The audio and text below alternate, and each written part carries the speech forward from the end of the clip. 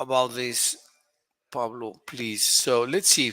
Pablo, what do you have to say about this typical automotive braking system, Pablo? Well, as we can see, I consider that the brake system is very important for a person, for a vehicle, because it's a system that it could save your life in case of an accident, and you have to check all the components before to do something if you want to change it, because are components that you normally are gonna use, and you have to take care about each one, because like I said, it's a system that is going to save your life in case of an accident. It could be possible. We have the front brakes, the rear brakes, typical drum brake, master cylinder brake pedal, brake lines, and typical disc brake. Normally in some models, it's important to know that the rear and front brakes are different, but in some cases are the same, depending of the model of the car. And well, you can check that in the characteristics of your car. It's important to know because normally, if you don't have knowledge about the components that your car needs, it's gonna be very difficult find it. Well, in these components, we have the brake discs, we have uh, the brake pump and fluid bottle that it's important being the correct level, and the pipelines that without this component you can distribute the fluids to all the system. The pipes of the brake circuits are responsible for allowing the passage of brake fluid from the brake master cylinder to the cylinders on the wheels. It could be like the oil of the brakes, but it has a different density. But it's very important for the correct function of the brake system. The other one is the brake caliper. Inside the brake caliper are ducts through which the brake fluid is communicated to the cylinders, connecting a hose and a bleeder. We can see that in the front brakes with disc, but like I said, it depending of the model of your car, because if you have this kind of system in the Ford wheels, well, it's gonna be different the function. But if you have a system like this in the picture, it's gonna be something like that. The description that I am saying. The other one is the brake pumps. They are in charge of transmitting through the pipes the pressure generating the brake pump that will reach them, and that will cause the shoes to open. That open the cylinder depending of the brake pedal communication, depending of the force of the pedal, or the force that you make to the pedal. The other one is the brake pads they are responsible for generating friction in the brake disc to produce the deceleration of the vehicle. We know it. We know that it's a component of different materials. It could be ceramic or not metallic. It has a different alliation of metals, but are important because they are gonna be generate the friction to stop the car, and that save the situation that you are causing or something like that, or preventing an accident that you are involved. I think that it could be the most important part. And finally, we have the brake shoes that they are made up of two steel plates welded in the shape of a half moon and covered on the outside by the brake linings, which are responsible for braking by friction. It depending, like I said, of the model of the car, it is applied in this kind of system that we are checking, because the rear the front brakes are different, and this kind of brake shoes, you can see it in the rear brakes, with two different kind of moons that are gonna be open and generate the friction with the it has another name. It's not a disk, but it's gonna be generate the it's gonna be the generate the friction to stop the car. We normally see that kind of system in the rear brakes. We can see it very. It's not common in front brakes because it could be complicated. Apply it in the front brakes, and I think that's it. That's it for my part. Thank you very much, Pablo. Truly interesting. Um, Sebas, what do you think? What do you think of Pablo's presentation?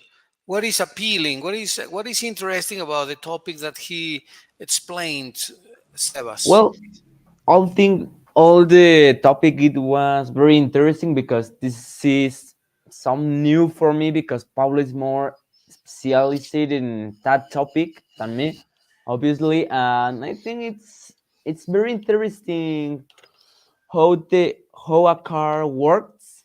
Well, this is all the days we can learn some new. Exactly, exactly. Thank you very much for your comment, Sebas. That's really interesting. I have a question, Pablo, about this diagram that we have over here. You mentioned, or if I understood incorrectly, please let me know. But I understood that the brake pedal can have different strength, different force. You can press it very suddenly, very hard, or you can do it softly, little by little. How does that affect the functioning of the braking system?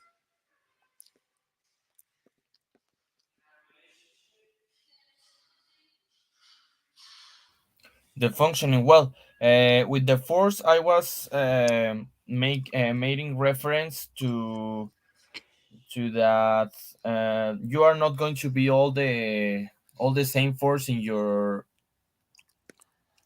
feet, and you are going to apply it to the pedal. You know that you normally, depending of the situation that you are gonna use the pedal very different, and your brakes are gonna be used in different way, not in the same force. I was making reference to that, but it's very important to know it because normally, depending too of the model of the car and the kind of direction that it has, it could be the you could be comfortable with the use of the brakes, or normally, if you don't have experience in what kind of system, it's gonna be very difficult for you. I see. I see. Now they also say that you have a disc brake and you have a drum brake. What is the substantial difference between the disc brake and the drum brake? The principal differences is that you use a disc in the front, and you are gonna use a drum in the The rear rear part, brakes? Okay. right? This is designed because normally you have the differential in the back part of your vehicle, and you have to adapt the brake system, but depending of the model, right, normally the most recent cars have they have disc in the front and the back. This kind of system is for old models, and it's not common right now. Why did they go from having the mixture or the disc brake plus the drum brake to only disc brakes? Why did they migrate from having the disc brake and drum brake to only disc brakes? Right. Normally, because the components that you have a lot of components in a typical drum brake. You have a lot of little pieces that it could fail. With the typical disc brake, you are just going to have like 5 or 6 components, very common to find, and in price and in security, we could say, we could check it in that way. It's gonna be better for you because you are going to have a better support in the brake, and you are not gonna have problems to control your car. That's very interesting. Okay. What is the function of the master cylinder? What is the purpose of that, please? In this diagram, there is a master cylinder. What is the function of this, which actually is missing an L, which is Yes, unusual? yes. Their function is generate the pressure to the. No, it's combine the mechanical force in pressure to the brakes to generate the action in the caliper to activate a piston that is going to make that the brake let me check it the name like the brake pads cause friction in the disc. We could say that it's a regulator of pressure. A pressure regulator, eh? Very good. Yeah, we That's could say that because generate mechanical force to pressure, and that is going to make that the piston inside of the caliper uh, push the pads and generate friction with the disc. okay. This pressure regulator that you talk about is truly important then. It's not something trivial. It's something really, really important that matters a lot. We're talking about the pressure regulator, and you believe that it is truly, truly important. Is it not? No, of course, that is very important, and it's very important have the correct level of fluid inside of the master cylinder, because without a fluid generating like a little lubrication inside of the system, your brakes are gonna be very heavy, and maybe you are not gonna have the same reaction that you have if you have the correct maintenance in your brakes. Okay, so that's why having the proper maintenance in your brakes is truly important, right? And how, okay, the maintenance is important to obviously to check a correct level of oil in this cylinder, and consequently your brakes will operate optimally, and with that the safety of your car, the safety of your driving increases. Is that not true, Pablo? Yeah, is it true? It's true. Very nice. Okay, Pablo, I want to thank you. It was a truly good explanation, very knowledgeable. I noticed that you know more and more and more every day, and that's fantastic. And now let's work a little bit on Seba's presentation. Sebas, excuse me, excuse me. Can you explain how the engine systems operate? You can get help from Pablo if you wish. You can discuss it both together. But first of all, present your topic, Sebas, please. What do you have to say?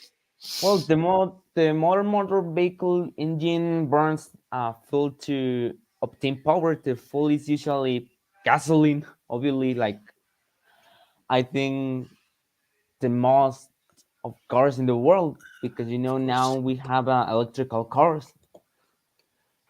Um, Especially fuels have been deployed for racing car engines. Motor vehicles engines are known as internal combustion engines because the energy from the combustion of the fuel and the resulting pressure from span expansion of the heated air and full charge is applied. Well, I think um, the engine system is all the motor how the car is can run away. um, um,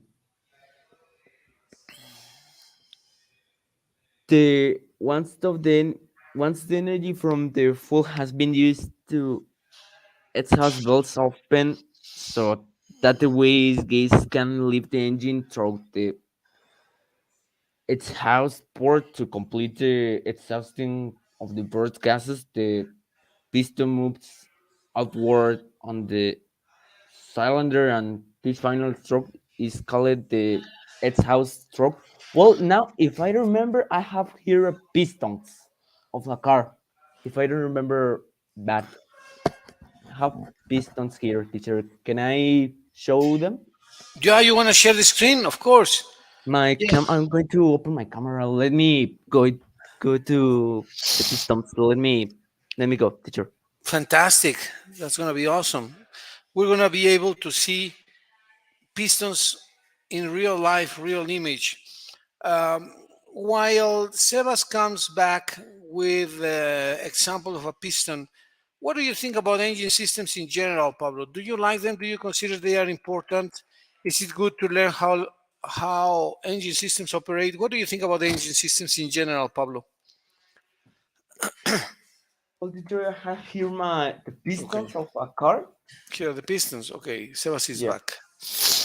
Okay, let It, me see if I can increase the size of the screen. yeah. Hold on. Let's see. I, Oh, I don't know how to. Okay, here. Okay, yeah. Can you show them? Oh, those are the yeah. pistons. Here. Very It's nice. here. I don't have the piston complete because I'm going to need it for work of the high school. Uh, and well, uncle, there is a mechanic. Had some piston, and I say if I can show someone some pistons to work. Yeah, I have this piston of a car. Okay, so why are pistons important? Why Well, are the pistons pistons important? are important because they push the fuel, yeah, the fuel, and make combustion with the gasoline, yeah. Um, the the combustion to power the motor to the car can run away. Okay, Well, for that reason are important. This one's now it can work now. okay. That's very nice. Truly Yeah. nice, Sebas. Well, that's important. Well, if you can see this here, it's like I I remember the word like it's black for the combustion. It's here it's I don't remember Like the a word. chamber, a chamber. Chamber, chamber. Yes, for the combustion with the gasoline with the fuel. Yeah. I see. Okay, that is truly nice indeed. Um, okay, Sebas. Well, what else do you want to say about engine systems? What else is important about all this interesting topic? Well, It says here that the pistons are connected by a rod to the crankshaft to give a rotary output. So yeah. actually, you generate the rotation through the movement of the pistons. Is that correct? Yes, teacher, it's correct. And what is the consequence of that rotation? The consequence it's powered the motor and starts to Start remember to the move. yeah start to move, yeah. Okay, very good, Sebas. Well, this system is well this system is how the cars move. Yeah, very nice. That's awesome. Awesome. Thank you very much. Pablo, would you like to make a comment about Sebas' presentation? What do you want to say about his presentation, please, Pablo? Yeah, that it's very important know each component of the engine, because you know that normally when something failed, you have the first impression that you are gonna everything could solve in the engine, but you have to check too that each component needs a calibration or needs to repair something, and maybe after of that you can have failures inside of it. So I think that it's very important, like Seba says, know each component of the system, and more in this case that you involve too many components, and all that components are very important. Okay, which are the components of the motor of the engine, for example? You mentioned that one of the components of the motor is the actually I don't know if the pistons are inside the engine or are Yeah, are outside. inside of the engine. Are they? The engine has a lot of components, but the most important is the pistons, the Spark plugs, the spark plugs, all the components in the distribution, uh, of course the coolant system, the head of the motor, and to another components that are very important to the not just to the engine works in the way that you want, because of course that it could it's going to turn on, but you don't know if inside of the car maybe you have a failure, because maybe you don't notice and you can see the components inside of the engine that are failing. Is something that you are going to know until the engine fail complete. completely. Yeah, yeah, that's true. That's true. I heard a word that totally terrified me when I was younger, and it was the word "the Carter is broken." Oh man, that broke my heart as well. They said to me, "The Carter of the car is broken." I felt like the car was going to be totally destroyed. Is there a thing called the Carter? And is that important? In that case, why is the implication of having this Carter broken? Well, because you know that inside of the carter of the engine you have the oil. So an engine with oil, it's an engine without lubrication. So if you don't have lubrication inside of the pistons or inside of the engine, and the motor is going to begin to be very hot, and that is gonna cause you the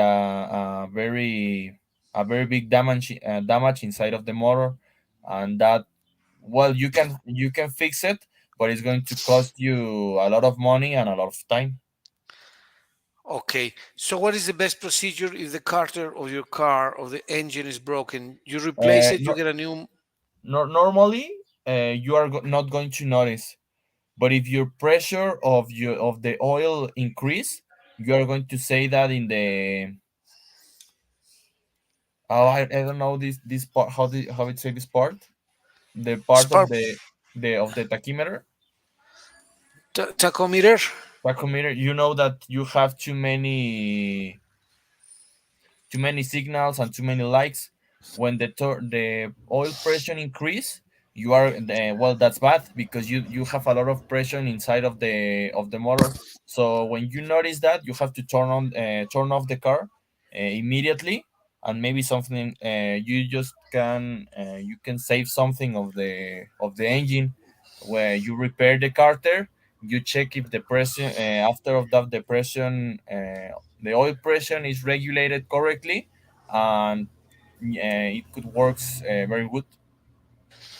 Okay, you are talking about the oil pressure a lot, and I suppose because that is important. The oil pressure has to be. What is the appropriate range? Appropriate range or correct range? Appropriate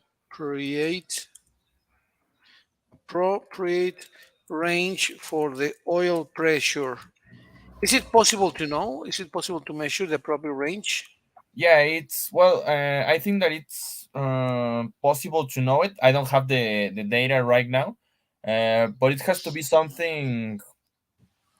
um something not very high, because you are distributing oil to oil the motor, and you have to check it. It's something that it has to be checked in the tachometer. So it's very important to know when something of these signs or lights turn on and know what it means. Know what it means, of course, of course. So when you have the frontal display in the front of the car, in the cardboard, it is important to be able to interpret what the signs mean, right? If there is a signal, you need to be able to interpret what it means. Is that correct? Yeah, it's correct, teacher.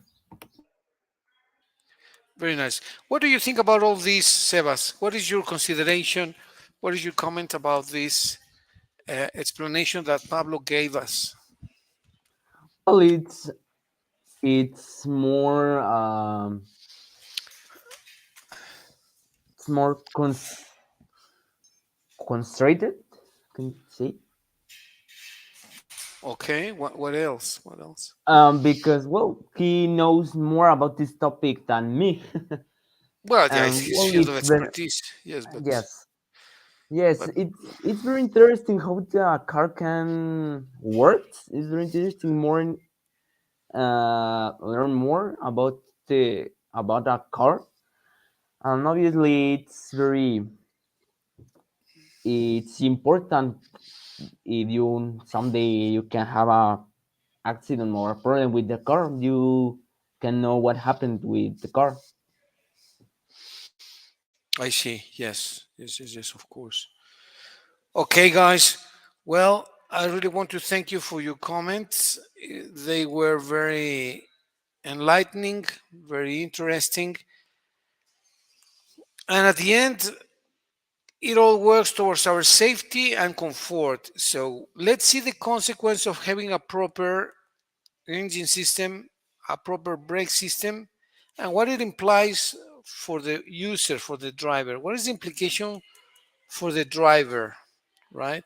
So the question is going to be, what is the implication of having an appropriate engine system and an adequate brake system? So, what is the consequence of having an appropriate uh, engine system and a good or adequate and an adequate brake or braking system?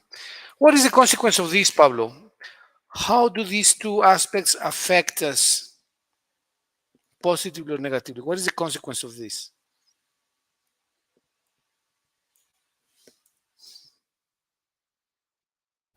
The appropriate engine system and adequate braking system. Well, of course that you are not going to, we can say what is appropriate, because each brand is different, but normally in the characteristics of your car, and when you prove it, how is going to be the correct function of your car, of each component.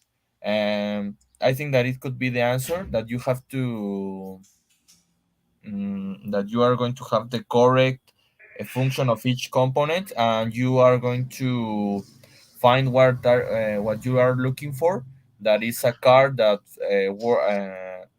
works with you. I see. I see. Okay. Very good, Pablo. And we have not defined what is appropriate, of course, but which are the characteristics that we want to attain or to achieve as users of the car? Well, we want to have safety, right? Safety above all. I think car safety is one of the most important factors in the purchase of a car. So we can also talk about factors that affect the purchase of a car, factors that affect or influence the purchase of a car. What do you think are these factors, Sebas? Factors that influence, affect the purchase of a car. You're going to purchase a Lamborghini, you're going to purchase a Volvo, you're going to purchase a Mazda, you're going to purchase different cars. Which are these factors that influence your decision, Sebas? Well, I think it's obviously that you say the safety. I think the if it's can I say it? Hmm, the motor of the car. I think we need to know how what is the yes the model um, the I the parts of the car. Parts, like spare parts, to replace Yeah, them when you need them. Spare parts. Yeah, yeah, because for some cars, the spare parts are not easy to get. I heard, I don't know if it is true, Pablo, that the French brands like Peugeot, Renault, etc., have a problem in long delivery of spare parts. Is that true or is just a rumor with no foundation?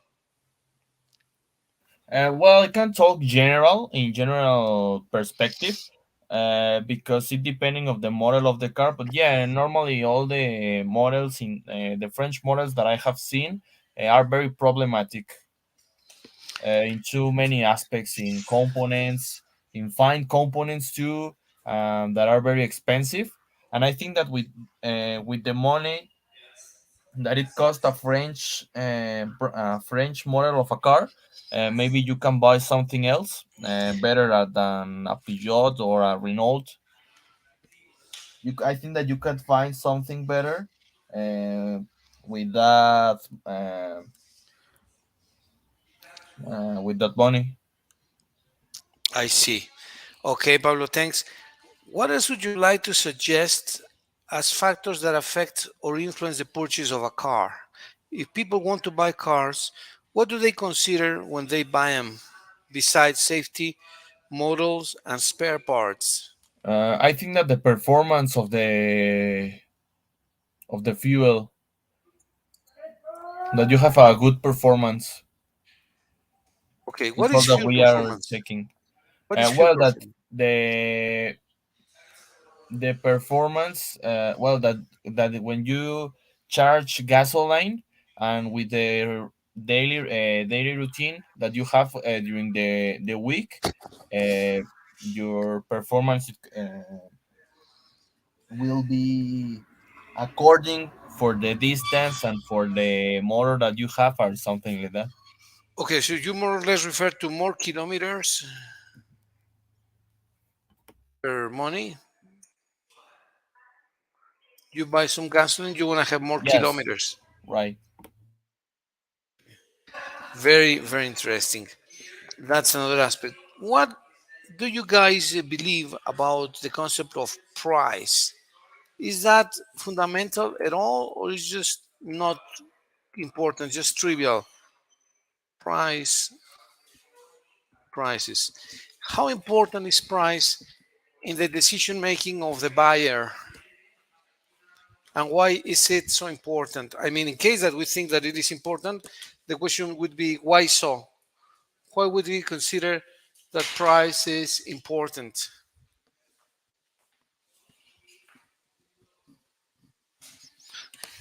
Why would that be important?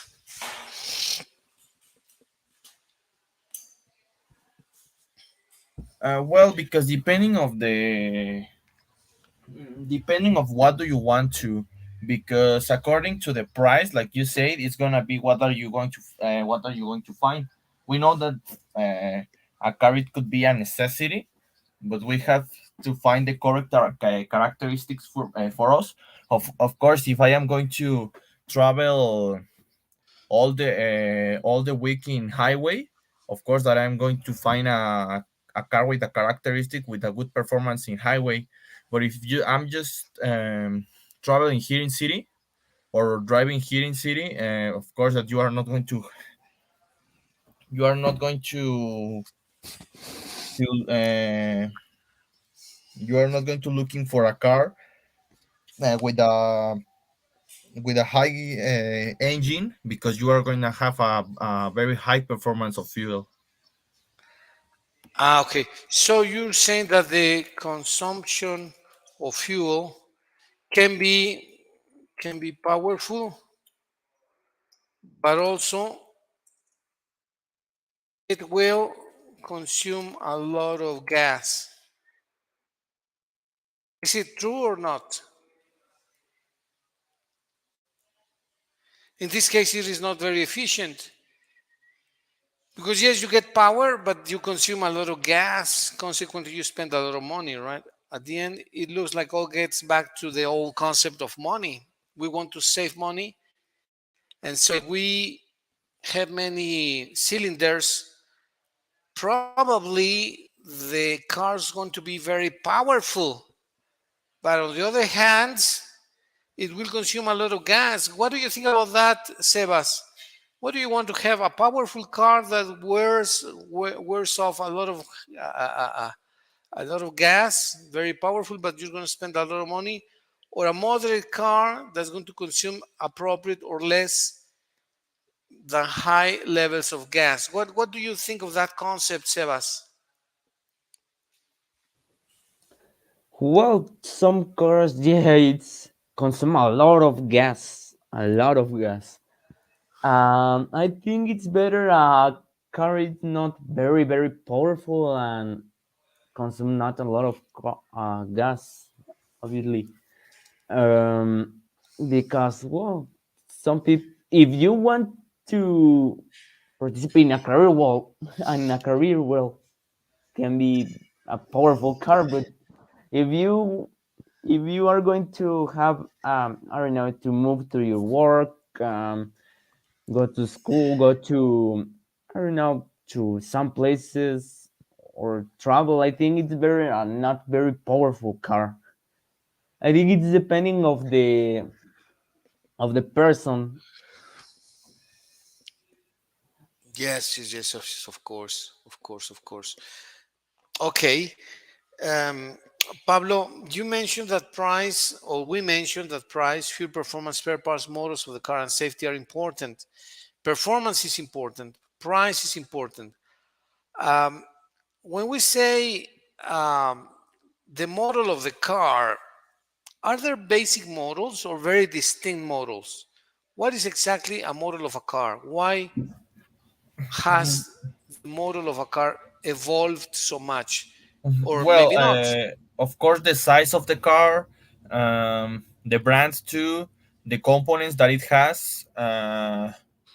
Of course, that there are basic cars without a very sophisticated system of music or without a sophisticated air condition or something like that. I'm referring to that they are too many levels of a car. But if you are just looking for a car that you can move it without problem, and you are going to have a good fuel performance, of course that there are, but we know that there are too many cars to generate more status, and that you are going to have maybe the same results or better results that if you have a car very basic. Okay, you mentioned that that can be a car that you can move. And then you also mentioned an important word, status. That is a social aspect. It also influences the purchase of a car a lot. People sometimes buy because they want to have a good status. They want to feel, oh, that's very human. We all want to feel important. We all want to feel that we have uh, the flair, the charm, that we have the class to belong to a group. And sometimes we need to consume, we need to buy a specific car that's going to give a certain status. This word is very interesting. What do you think of this word, Sebas? When we say the word status, that is very important. Why do you think this affects the buyers of cars so much? Why does that have such a strong impact in the purchase of a car, Sebas? Hmm.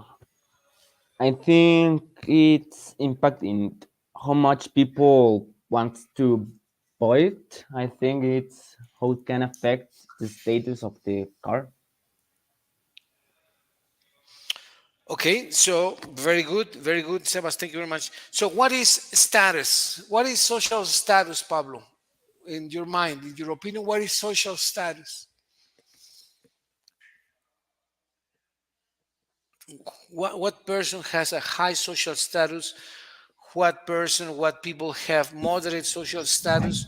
Which people have a poor or minimal social status, low social status? How do you Well, understand that? I think that it's a position that unconscious the society believes that it has, that you are privileged of too many in too many aspects, but it's a position that the society believes that exists, and that if you have a uh, certain stuff like rich people or something like that, and you are gonna have better status or a better position in the society. Okay. Yeah, that is incredibly important. You mentioned something truly important, and I believe that you and I and probably Sebas, I'm sure Sebas too, will agree in the words that you added. That is a subconscious position that society assigns to you depending on what? Well, depending on your car, of course. It's not the same to have a Volvo 1965 than to have a Volvo 2022 or to have I don't know, Mercedes or a BMW, or I don't know which are the cars that produce or provoke the impression that your status is truly high. Let's talk about this a little bit more. When we say, oh, look at his car, he must have a very high social status. What comes to your mind? What do you think when people say that, Pablo?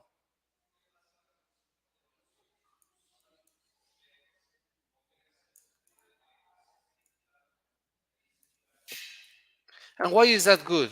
Actually, let's begin with a basic question. Oh, yes, I have a very high social status. Why is that a good thing? Or why does that look or seem to be a good thing? It may be good, probably is. I'm sure it is. But why?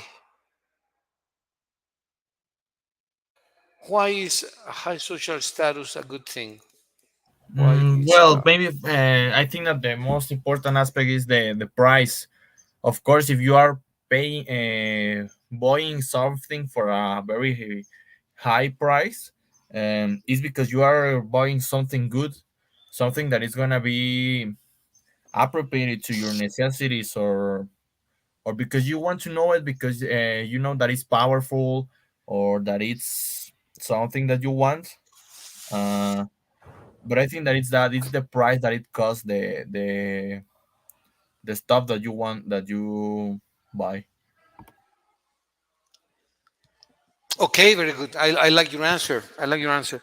What do you think about that, Sebas? Why is a high social status a good thing? What do you think about that, Sebas? Can you repeat the question, teacher? Yes.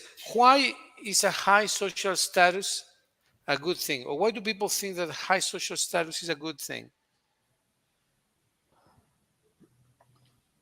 Well, because a lot of people can think it's a very good car.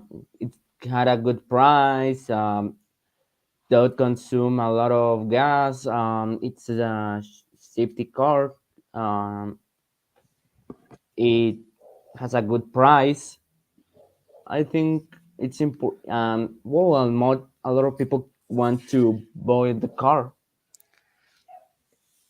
Yeah, but we're talking about the people. We're talking about the people. Uh, Pablo made a very interesting comment, right? So the Well, society assigns to you a position in society depending on how, uh, maybe how you dress, what car you drive, how your yeah. car looks. So it really gives a right or a wrong impression on a person. Most usually it is accurate. Most usually usually it is an accurate impression, but it can also be misleading. So it can be precise or it can be not, depending on the situation, of course. Well, very good.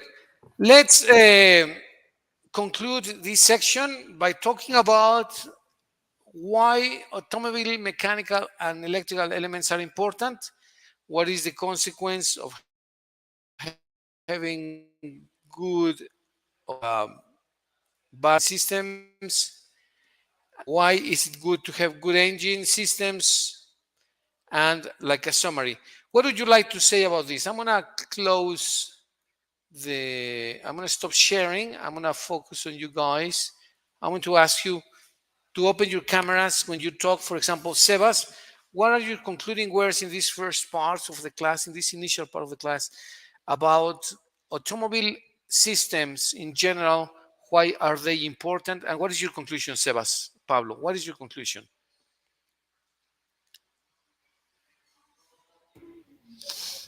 Well, I think that the conclusion that we could find is that we have to check. No, not check. We have to know about each component and each system that in our vehicles, because we have to understand that each component it's gonna be important. It's not just there for any reason.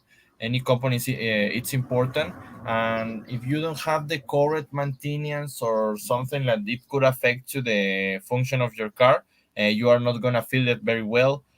Maybe you are going to cause a worse problem than you think, because maybe something that you could fix with fixing, I don't know, in 1 hour, that is going to cost you 3 months of don't use your car.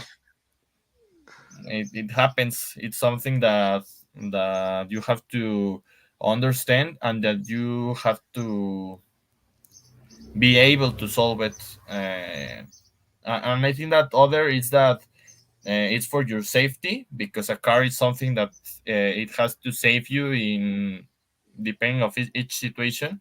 uh, but because you can lose your life if you don't have a very good I don't know, if you have your brakes in very good in a very good way, or maybe you could find lose the control if you don't have a very good direction or something like that. I am doing reference to that. Very true. Very true. Yeah, the braking system, an appropriate braking system can save your life or can be a hazard. All right, Sebas, please let's open the camera and listen to your final comments about this first section. What is your opinion about this first section? Why automobile engine systems are important? How do you apply them? And what is your recommendation in terms of consumers? Well, this was a very interesting topic. I didn't know much about this topic. I think I learned more about this topic today. Sorry. And well, the a recommendation for the consumers, I think it's search a car that it's necessary for his life or for his necessities, because you can have a very impressive car, a very potent car with but consumes a lot of gas, but you didn't use a lot of the power that can have the car. I think you need to search a car for your necessities. And well, I think mm, yeah, it was very um, it was very interesting, and I want to learn more. I think I'm going to search more information after the class, or after that I finish my homework. Very nice, Sebas. Okay, guys, well, I want to personally thank you for your effort, for your interesting explanations. And well, we're going to go to the break, but it was a great topic. Automobile systems, both mechanical and electrical. So Let's take a little break and then we come back after a few minutes. All right, guys, take care. Thank you. Thank you, teacher. And see you in a minute. Okay, Okay. teacher, see you in a minute.